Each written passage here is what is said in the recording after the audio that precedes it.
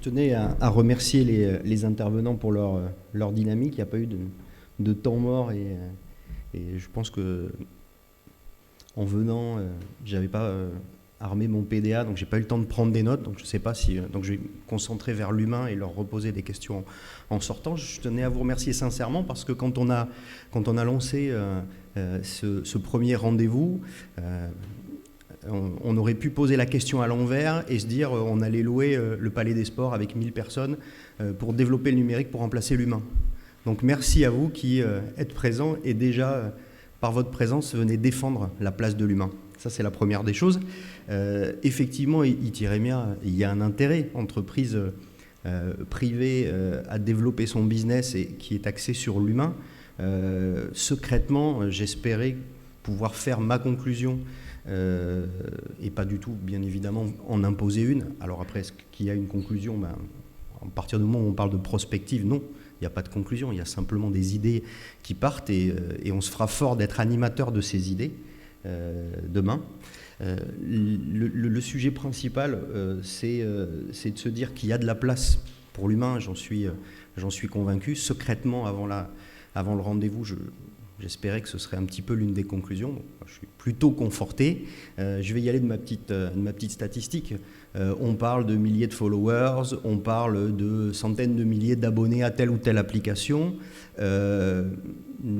Les jeunes que l'on emploie, nous, dans les dispositifs d'accueil mobile qui viennent en complément des dispositifs fixes de nos clients, sur un laps de temps d'1 heure, ils vont réaliser un peu plus de 18 contacts, mais pas des contacts, des informations individualisées. Et ça, je ne suis pas sûr que l'application numérique elle soit capable de le faire avec le niveau d'interactivité qu'on met en œuvre. Alors effectivement, on n'est pas dans de la démonstration commerciale. On a soulevé la problématique de l'excellence opérationnelle pour avoir un niveau de rendu et d'interactivité au moins égal à l'application numérique. Donc on a du boulot, ça on le savait un petit peu je crois. Voilà.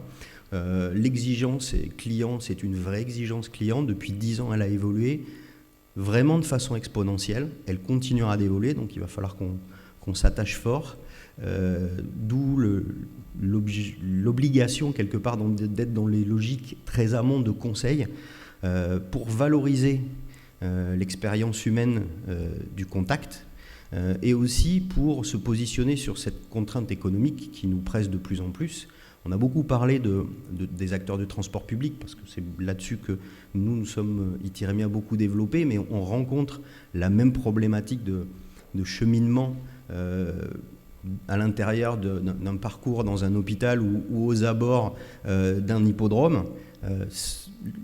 Guillaume le disait tout à l'heure, le diable est dans chaque pas dans le cadre de la mobilité, et je pense que la réponse sera de la complémentarité vraiment maintenant. Donc ça, entre l'outil, les divers outils amont, et puis l'homme, de par sa formation, de par sa capacité de réassurance, puisqu'on recherche je pense tous autant qu'on est, du confort. Alors on n'a pas développé le concept, mais nous sommes tous en puissance, si expérimentés que nous sommes dans le transport ou dans la mobilité, un jour ou un autre, un des acteurs de ce qu'on appelle la foule stupide, où on ne fait pas attention, où tout est en place pour bien nous guider, et puis à la fin, on n'y arrive pas. Voilà.